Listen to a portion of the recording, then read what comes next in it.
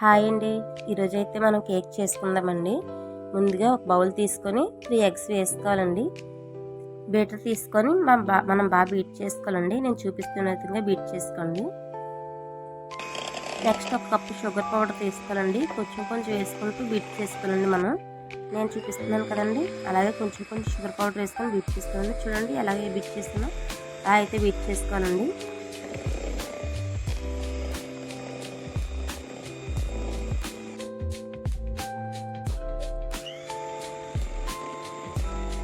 చూపిస్తున్న విధంగా బీట్ చేసుకోండి.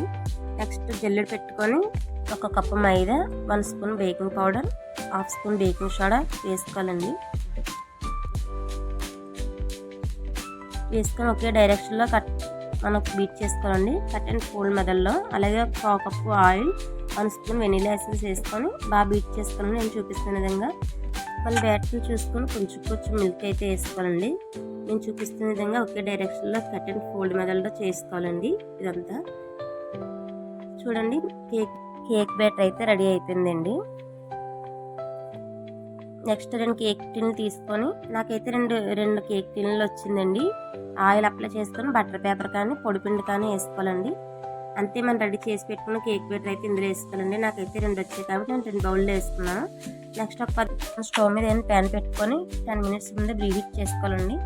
నెక్స్ట్ మన కేక్ బౌల్ అయితే పెట్టేసుకోవాలండి. అందులో 35 to 40 మినిట్స్ పెట్టుకుంటే మన కేక్ అయితే రెడీ అయిపోద్దండి.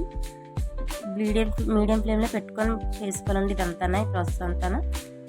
అది నెక్స్ట్ ఇంకోటి కూడా పెట్టేసుకున్నానండి నేను. కేక్ అయితే చూడండి ఎలా రెడీ, చాలా బాగా వచ్చిందండి. మీకు కనుక నా వీడియోస్ నచ్చితే లైక్ చేయండి, షేర్ చేయండి, సబ్స్క్రైబ్ చేసుకోండి. Thank you.